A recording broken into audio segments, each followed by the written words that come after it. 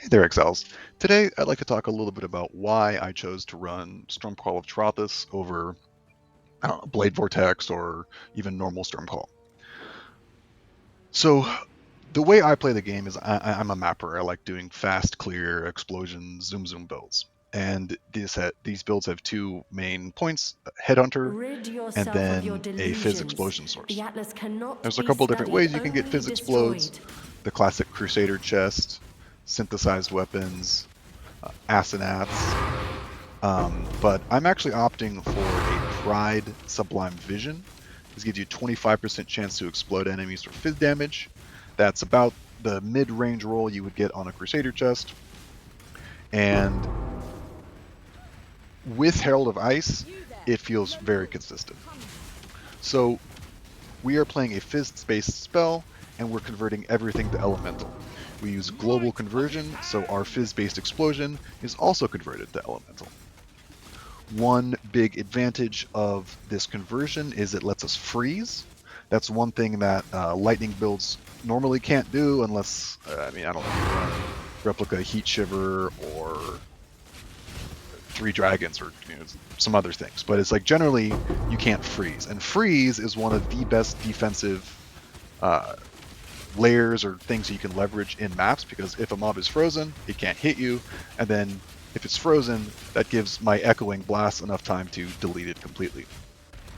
So generally the build feels a lot safer now that we are freezing things and then exploding them, and that just all turns around and buffs the AoE Fizz Explode.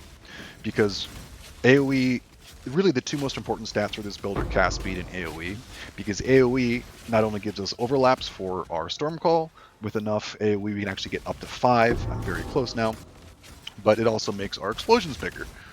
And that is it just feels so good to have the screen pop, instantly clear, everything burn. I mean, you can see the footage on the screen now.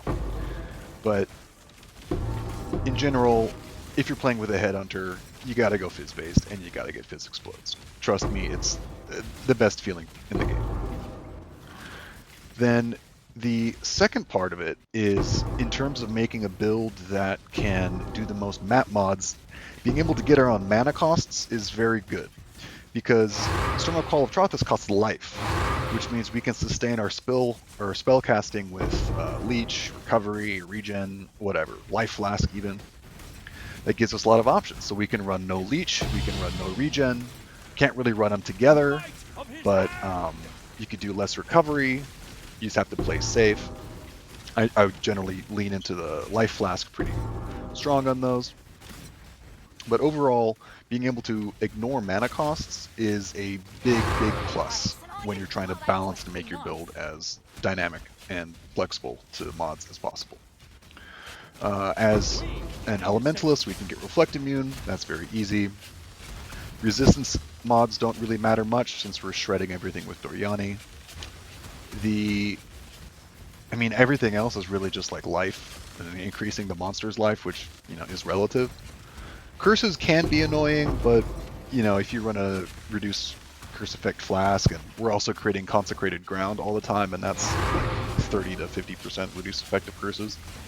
So there's a fair amount of mods that we can just straight up ignore, and I'm just working on polishing a few more things and making some improvements, and I think this could definitely be a really good risk farmer, because essentially there's not too much different between this and a penance setup.